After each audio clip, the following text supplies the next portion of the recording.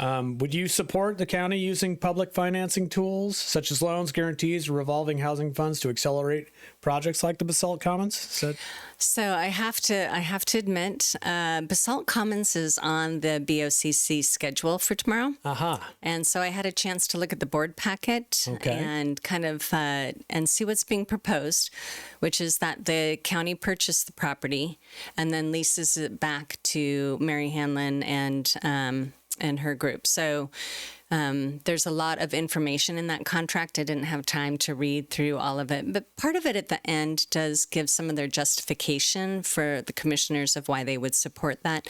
One of which is, it is a tight housing market and it's a tight rental market. And so having additional housing in the area is beneficial for sure. Because at the clerk's office with us recording all of the deeds and that kind of stuff, we could see how the house prices were, right?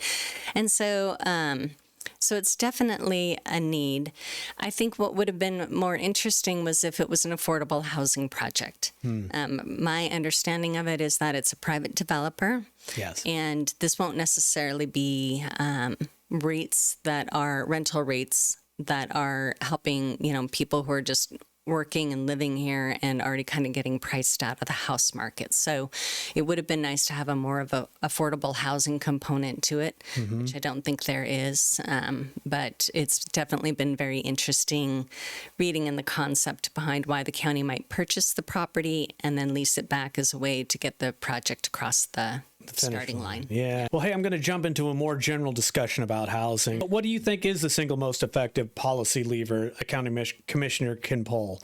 Is it zoning or land use changes, incentives, partnerships?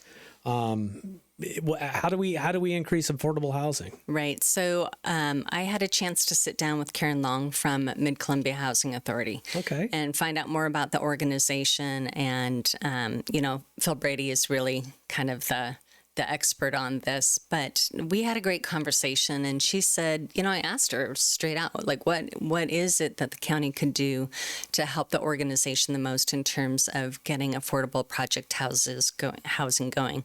And she said, really having affordable land made available.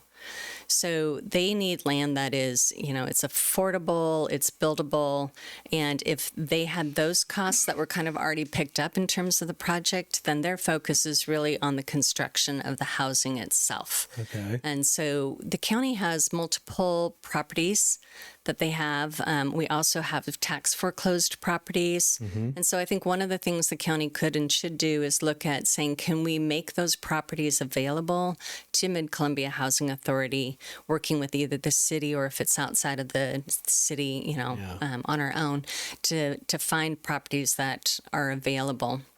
And then what they do is they take the property. So unlike Basalt Commons, where the county will hold the property and lease it back, the way that affordable housing works is they take that property and they put it into a community land trust model.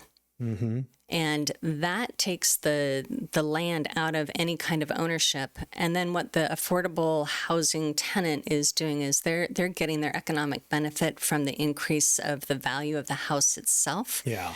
But they can never they can't sell it at a profit. The land remains as a public benefit and makes it possible for future generations to still continue to have affordable housing at that location. I'm Lisa Gambee, and I approve this message.